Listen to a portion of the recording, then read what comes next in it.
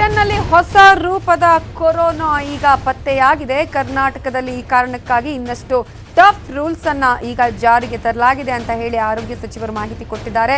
ಇಂಗ್ಲೆಂಡ್ನಿಂದ ಬಂದವರಿಗೆ 1 ವಾರಗಳ ಕಾಲ ಕ್ವಾರಂಟೈನ್ ಅನ್ನ ಮಾಡಲೇಬೇಕು ಅಂತ ಹೇಳಿದ್ದಾರೆ. ಯಾಕಂದ್ರೆ ಈಗಾಗಲೇ 1 ವಾರ ಸಾಂಸ್ಥಿಕ ಕ್ವಾರಂಟೈನ್ ಫಿಕ್ಸ್ ಆಗಿದೆ. ನಾಳೆಯಿಂದ ವಿಮಾನ ನಿಲ್ದಾಣಗಳಲ್ಲೂ ಕೂಡ ವಿಶೇಷ ಕಿಯೋಸ್ಕೋ ನಿರ್ಮಾಣವನ್ನ ಮಾಡಲಾಗುತ್ತೆ.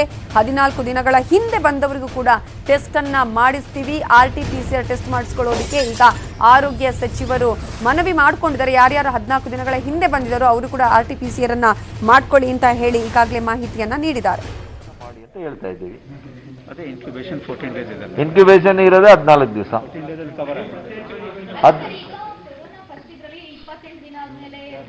ಇಲ್ಲ 14 ಡೇಸ್ ಈಸ್ ಇನಫ್. ಅವಾಗೆಲ್ಲ ಪ್ರಾರಂಭದಲ್ಲಿ ಅದ್ರ ಬಗ್ಗೆ ಹೆಚ್ಚು ಮಾಹಿತಿ ಇರಲಿಲ್ಲ, ಹಾಗಾಗಿ ಹಂತವಾಗಿ ಎಲ್ಲ ತಿಳ್ಕೊಂಡಿದ್ದಾರೆ. ಈಗ finally it is understood 14 days ಆದಮೇಲೆ ಇಟ್ ವಿಲ್ ಲೂಸ್ ಇಟ್ಸ್ ಇದು it can't transfer.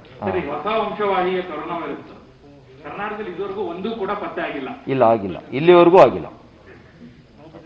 Thank you.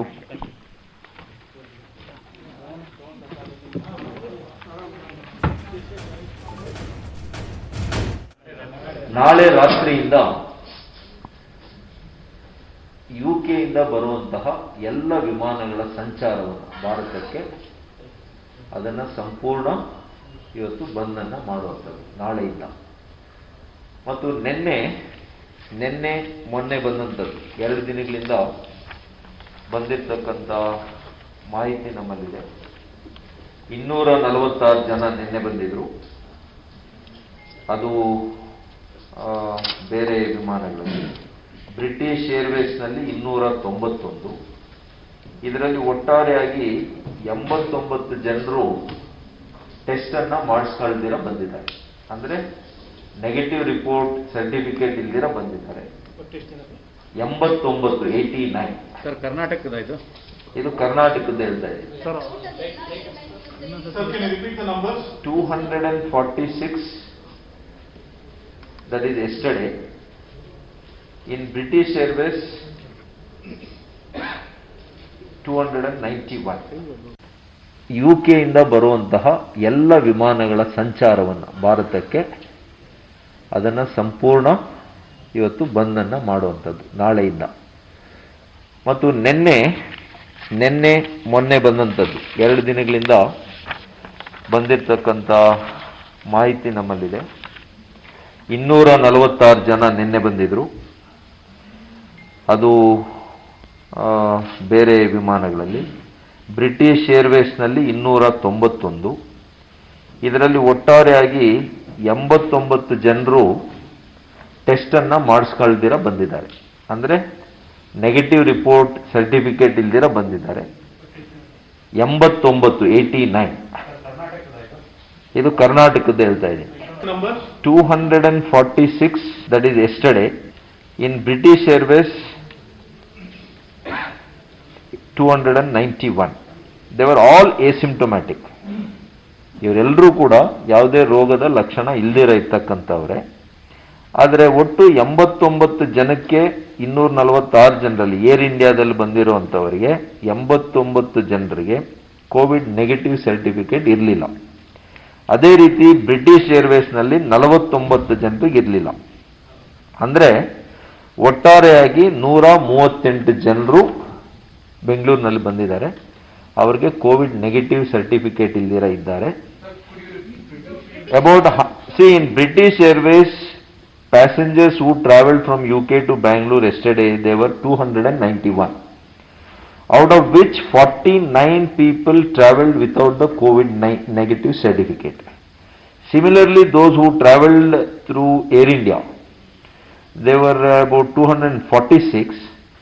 89 were without the certificate. So there are about 138 without COVID negative certificate. So all these people, we have been tracing them. Today or tomorrow, by today or tomorrow, we will trace all these 138. We have got their contacts through civil aviation.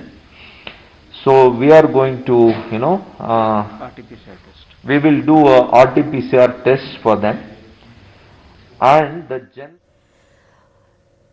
So ಕೊರೋನಾದ ಹೊಸ ಸ್ವರೂಪದ virus ಬಗ್ಗೆ ಮಾತನಾಡೋದಕ್ಕೆ ನಮ್ಮ ಜೊತೆ ಬಯೋವಿಜ್ಞಾನಿ ಆಗಿರುವಂತಹ doctor Divya ಅವರು ನಮ್ಮ ಜೊತೆ ದೂರವಾಣಿ ಸಂಪರ್ಕದಲ್ಲಿ ಜಾಯ್ನ್ ಆಗಿದ್ದಾರೆ. ನಮಸ್ತೆ ದಿವ್ಯಾ ಅವರೇ.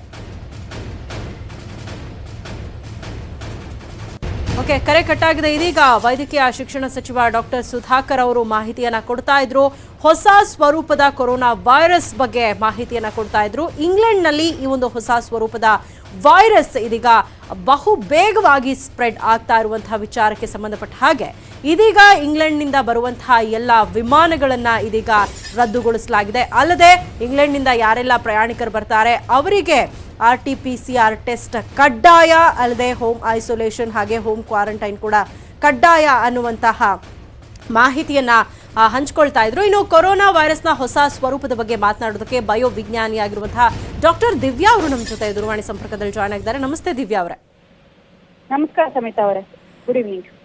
ಸೊ ಇಲ್ಲಿ ಕರ್ನಾಟಕದ ಮಟ್ಟಿಗೆ ನಾವು ಮಾತಾಡೋದಾದ್ರೆ ಕೊರೋನಾ ವೈರಸ್ ಒಂದು ಹರಡುವಿಕೆ ಕಡಿಮೆಯಾಗಿದೆ, ಅದರ ಪ್ರಭಾವ ಕಡಿಮೆಯಾಗಿದೆ, ಪಾಸಿಟಿವ್ ಕೇಸ್ಗಳು ಕೂಡ ಕಡಿಮೆಯಾಗಿದೆ. ಜನ ಒಂದು ರೀತಿ ರಿಲ್ಯಾಕ್ಸ್ ಆಗ್ತಾ ಇದ್ರು. ಬಟ್ ಇದೀಗ ಕೊರೋನಾ ವೈರಸ್ನ ಹೊಸ ಸ್ವರೂಪದ ವೈರಸ್ ಇಂಗ್ಲೆಂಡ್ನಲ್ಲಿ ಸ್ಪ್ರೆಡ್ ಆಗ್ತಾ ಇರುವಂತದ್ದು ಮತ್ತೆ ಒಂದು ರೀತಿಯಾದಂತಹ ಆತಂಕವನ್ನ ಹೆಚ್ಚು ಮಾಡ್ತಾ ಇದೆ. ಹೌದು ಹೌದು, ಇದ್ರ ಬಗ್ಗೆ ನಾವು ಮಾತಾಡೋದಾದ್ರೆ ಹೌದು. ಆಕ್ಚುಲಿ ಈ ಭಾನುವಾರ, ಕಳೆದ ಭಾನುವಾರ ಏನಿದೆ, ಒಂದೇ ದಿವಸ 35,000 ಕೇಸಸ್ ಲಂಡನ್ ನಲ್ಲಿ ಪತ್ತೆಯಾಗಿದೆ. ಇದನ್ನ ಫರ್ದರ್ ಅನಾಲಿಸಿಸ್ ಮಾಡಿ ನೋಡಿದಾಗ ಕೊರೋನಾದ 23 ವೇರಿಯಂಟ್ಸ್ ಕಾಣಿಸ್ಕೊಂಡಿದೆ.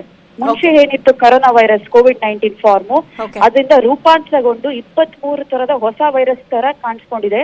ಹಾಗೂ ಇದು 70% ಮೋರ್ ಟ್ರಾನ್ಸ್ಮಿಸಿಬಲ್ ದ್ಯಾನ್ ಓಲ್ಡ್ ವೈರಸ್, ಅಂದ್ರೆ 70% ಮೋರ್ ವೇಗವಾಗಿ ಟ್ರಾನ್ಸ್ಮಿಟ್ ಆಗ್ತಾ ಇದೆ ಅಂತ. ಈ ವಿಷಯ ತಿಳ್ಕೊಂಡಿದಂಗೆ ಬ್ರಿಟನ್ ಹೆಲ್ತ್ ಸೆಕ್ರೆಟರಿ ಏನ್ ಮಾಡಿದ್ದಾರೆ ಅಂದ್ರೆ ಇಮಿಡಿಯೇಟ್ ಆಗಿ ಟೈರ್ 4 ಲಾಕ್ಡೌನ್. ಟೈರ್ 4 ಲಾಕ್ಡೌನ್ ಅಂದ್ರೆ ನಾನ್ ಎಸೆನ್ಷಿಯಲ್ ಐಟಮ್ಸ್ ಎಲ್ಲ ಫುಲ್ ಬಂದು ಬರೀ ಎಸೆನ್ಷಿಯಲ್ ಐಟಮ್ಸ್ ಮಾತ್ರ. ನಾವ್ ಹೆಂಗೆ ಲಾಕ್ಡೌನ್ 1 ಇತ್ತು, ಕಂಪ್ಲೀಟ್ ಲಾಕ್ಡೌನ್, ಎಲ್ಲ ವರ್ಕ್ ಫ್ರಮ್ ಹೋಮ್, ಬರೀ ಆಸ್ಪತ್ರೆಗಳು ಮೆಡಿಕಲ್ ಶಾಪ್ಗಳು ಓಪನ್ ಇತ್ತು, ಆ ತರ ಒಂದು ಪರಿಸ್ಥಿತಿ ಈಗ ಲಂಡನ್ ಬಂದಿದೆ. ಲಂಡನ್ ಇಂದ ಆಚೆ ಹೋಗ್ತಂತ ಎಲ್ಲಾ ಏರ್ಪೋರ್ಟ್, ಎಲ್ಲಾ ಫ್ಲೈಟ್ಸ್ ಗಳನ್ನು ಬಂದ್ ಮಾಡಿದ್ದಾರೆ. ಹಂಗೆ ಯುರೋಪ್ ಅಲ್ಲಿ ಸುತ್ತಮುತ್ತ ಇರೋ ಕೆಲವೊಂದು ಕಂಟ್ರೀಸ್, ನೆದರ್ಲ್ಯಾಂಡ್ಸ್ ಆಗ್ಲಿ, ಬೆಲ್ಜಿಯಂ ಆಗ್ಲಿ, ಹಾಗೂ ಸೌತ್ ಅಮೆರಿಕಾ ತುಂಬಾ ಕಂಟ್ರೀಸ್ ಕೂಡ ಹೀಥ್ರೋ ಏರ್ಪೋರ್ಟ್ ಇಂದ ಯಾರ್ಯಾರು ಬರ್ತಿದ್ದಾರೆ ಪ್ರವಾಸಿಗರು, ಅಲ್ಲಿಂದ ಬರ್ತಿರೋ ಫ್ಲೈಟ್ಸ್ ನೆಲ್ಲ ಸ್ಟಾಪ್ ಮಾಡಿದ್ದಾರೆ. ಇದು ಒಂದು ಆಘಾತಕಾರಿ ಬೆಳವಣಿಗೆ ಆಗಿದ್ದು, ನಾವು ಕೂಡ ನಮ್ಮ ಇಂಡಿಯಾಗೂ ಕೂಡ ತುಂಬಾ ಹೀಥ್ರೋ ಏರ್ಪೋರ್ಟ್ ಇಂದ ತುಂಬಾ ಪ್ರವಾಸಿಗರು ಇರ್ತಾರೆ, ತುಂಬಾ ಜನ ಕೆಲಸದ ವಿಷಯಕ್ಕೆ ಬರೋರು ಇರ್ತಾರೆ. ಇದ್ರ ಮೇಲೆ ಒಂದು ಸೀರಿಯಸ್ ಆದ ಒಂದು ಡಿಸಿಷನ್ ತಗೋಬೇಕಾಗಿದೆ. ಯಾರ್ಯಾರು ಅಲ್ಲಿಂದ ಬರುವಂತ ಫ್ಲೈಟ್ಸ್ ಗಳನ್ನೆಲ್ಲ ಸ್ಟಾಪ್ ಮಾಡ್ಬೇಕಾಗುತ್ತೆ. ಯಾಕಂದ್ರೆ ಇದೇನಾದ್ರು ಭಾರತಕ್ಕೆ ಲೆಕ್ಕ ಇಟ್ರೆ ಟ್ರಾನ್ಸ್ಮಿಷನ್ ಇನ್ನೂ ಫಾಸ್ಟ್ ಆಗಿದೆ. ನಾವೀಗ ಅನ್ಲಾಕ್ 5 ಅಲ್ಲಿ ಇದೀವಿ, ಎಲ್ಲಾ ನಾರ್ಮಲ್ ತರ ನಡೀತಾ ಇದೆ, ಕೋವಿಡ್ ಕೇಸಸ್ ಕಡಿಮೆ ಆಗಿದೆ. ಅದೇ ಟೈಮಲ್ಲಿ ಈ ಹೊಸ ವೈರಸ್ ಲಗ್ಗೆ ಇಟ್ಟು ಸ್ಪ್ರೆಡ್ ಆಗಕ್ ಶುರು ಮಾಡಿದ್ರೆ ತಜ್ಞರು ಹೇಳಿರೋ ಪ್ರಕಾರ 70% more efficient in transmitting than previous COVID virus. So ತುಂಬಾ ಹುಷಾರಾಗಿ ಹ್ಯಾಂಡಲ್ ಮಾಡ್ಬೇಕು. ಹಾಗೂ ಏರ್ಪೋರ್ಟ್ಗಳಲ್ಲಿ ಟೆಸ್ಟಿಂಗ್ ಮಾಡ್ತಿಲ್ಲ ಈಗ. ಓಕೆ, ಸೊ ಟೆಸ್ಟಿಂಗ್ ಮಾಡ್ತಿಲ್ಲ, ಯಾರಿಗೆ ಪಾಸಿಟಿವ್ ಬರೀ ಟೆಂಪರೇಚರ್ ಚೆಕ್ ಮಾಡ್ತಾ ಇದಾರೆ. ಮುಂಚೆ ಸ್ಟಾರ್ಟಿಂಗ್ ಏರ್ಪೋರ್ಟ್ ಓಪನ್ ಆದಾಗ RT-PCR ಟೆಸ್ಟಿಂಗ್ ಮಾಡ್ತಿತ್ತು, ಬಂದವ್ರಿಗೆಲ್ಲ ಕ್ವಾರಂಟೈನ್ ಇರ್ತಿದ್ರು. ಈಗ ಯಾವ ನಿಯಮಾವಳಿನೂ ಈಗ ಇಲ್ಲ. ಸೊ ಇದೊಂದು ಆಘಾತಕಾರ ಬೆಳವಣಿಗೆ ಆಗಿದ್ದು, ಇದ್ರ ಬಗ್ಗೆ ಸರ್ಕಾರ ಇದನ್ನು ಗಂಭೀರವಾಗಿ ಪರಿಗಣಿಸಿ ಸೂಕ್ತವಾದ ಕ್ರಮಗಳನ್ನ ಈ ತಕ್ಷಣಕ್ಕೆ ಕೈಗೊಳ್ಳಬೇಕು ಅಂತ ಹೇಳ್ತೀರಾ. Thank you so much news 18 ಕನ್ನಡದ ಜೊತೆ ಮಾತನಾಡಿದಕ್ಕಾಗಿ.